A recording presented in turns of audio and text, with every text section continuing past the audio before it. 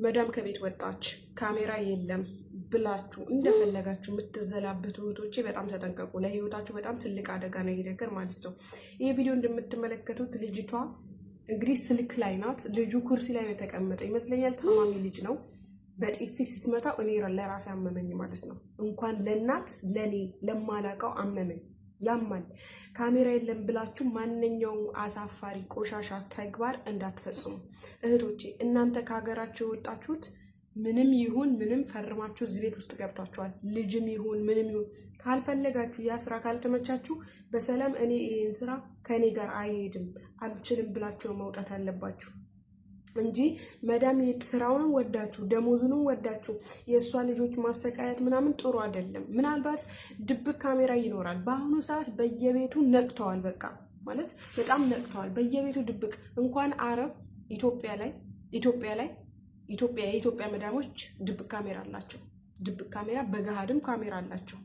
አያችሁ አይደለ? ኢትዮጵያ ላይ ካሜራ በየቤቱ ካለ አረብ ሀገር ላይም በየቤቱ ይኖራል።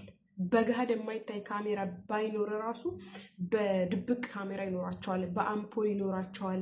በቡሎን ለምሳሌ እናንተ አታውቁትም። ይሄ ቡሎን ነው ኖርማል ነው ብላችሁ በምታስቡት ጀረስ በሚመስል ነገር እስክሪብቶ በሚመስል ነገር በጣም ብዙ አይነቶች ካሜራዎች አሉ። ስለዚህ እናንተ የሚያስፈልጋችሁ ምንድን ነው? እዛ ቤት ውስጥ ለተስተማራችሁበት ስራ በአስፈላጊነት መልኩ እራሳችሁ ሳትጎዱ ያንን ስራ ሰርታችሁ ማስረከብ። ኦኬ፣ በጊዜያችሁ ምግባችሁ መብላት መጠጣት። እንደዚህ ደግሞ ኦቨር የሚያደርጋችሁ ነገር ትዕግስታችሁ የሚጨርሰው ነገር ምንድን ነው? ሲርባችሁ ነው። ራብ ገዳይ ነው። እኔ ሲርበኝ እንደ እብድ ነው የሚያደርገኝ ሲርበኝ ማለት ነው። ስለዚህ ልጆች የምትጠብቁ እህቶች ልጆቹ ከእንቅልፋቸው ከመነሳታቸው በፊት ብሉ። መጀመሪያ ራሳችሁን ፉል አድርጉ፣ ታጠቡ፣ ተጸዳዱ። በመቀጠል ደግሞ ምሳ ሰዓት ሲደርስ ወይም እራት ሰዓት ሲደርስ ልጅ የምትይዙ ከሆነ መዳም እኔ ልበላ ነው ርቦኛል ብላችሁ ልጆቹን አስይዛችሁ ነው ማንኛውም ነገር ማድረግ ያለባችሁ ማለት ነው። ኦኬ፣ ግን በዘፈቀደኝ እንደፈለጋችሁ ምንም ነገር እንዳታደርጉ።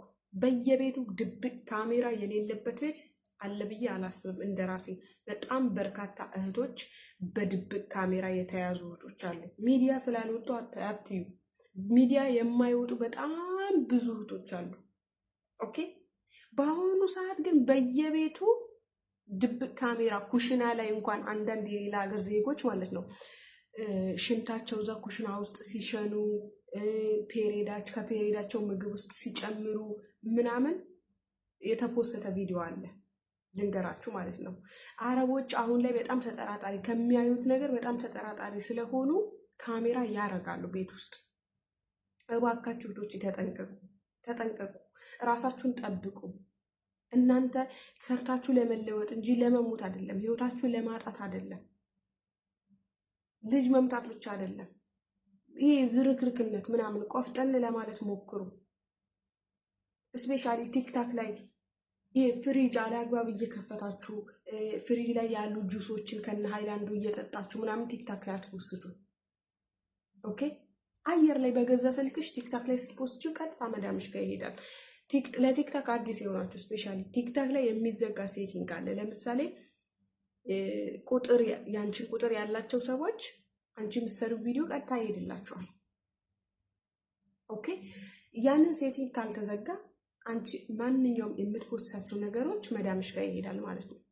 አንቺ ለምን ፖስት ቻለሽ ምናምን ልትሆን ትችላለች። እኔ ተጠንቅቄ ነው ቲክታክ ላይም ስሰራ ተጠንቅቄ ነው። ለምሳሌ እነሱን ነገር ምናምን አልነካም።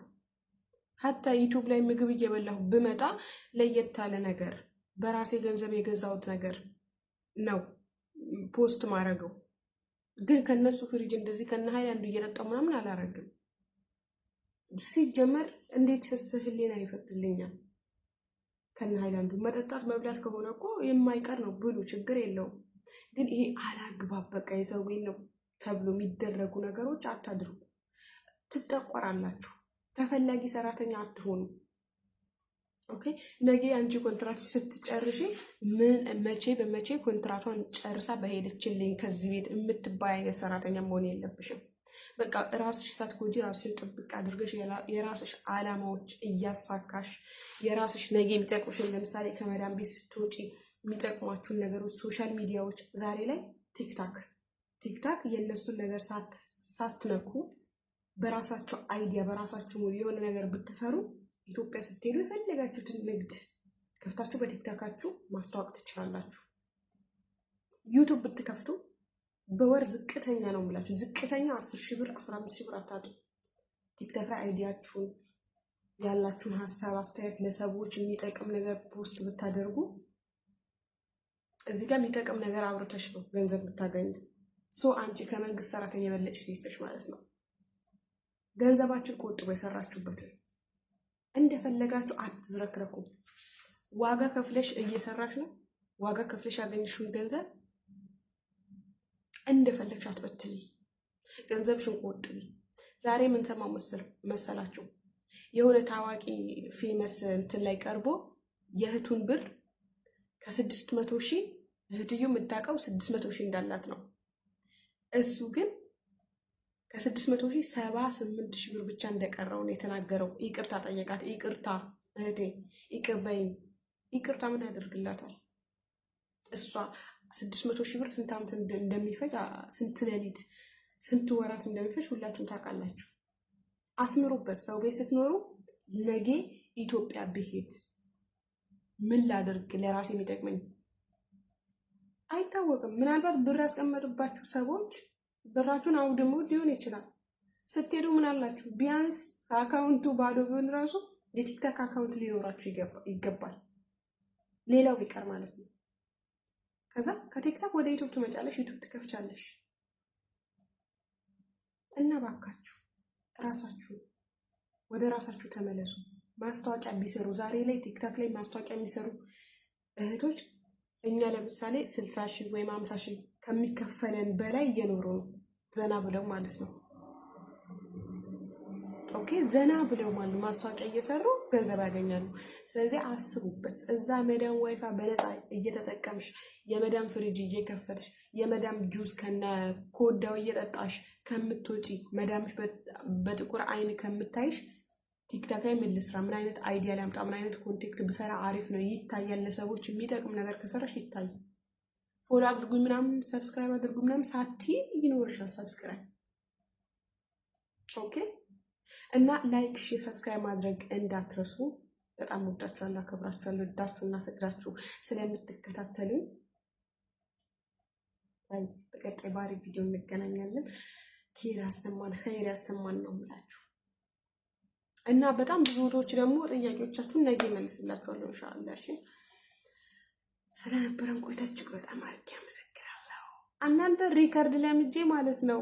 አሁን አስጠለኝ እንደዚህ በቪዲዮ ወጣ ወላሂ እውነቴን ነው እንዴ። ሪከርድ ለመድኩኝ እያጸዳሁ ምናምን ሪከርድ ብቻ ሳረግ ቀለል ይላል። እናንተ አይከብድም። አሁን ቪዲዮ በጣም ነው ይከብዳል።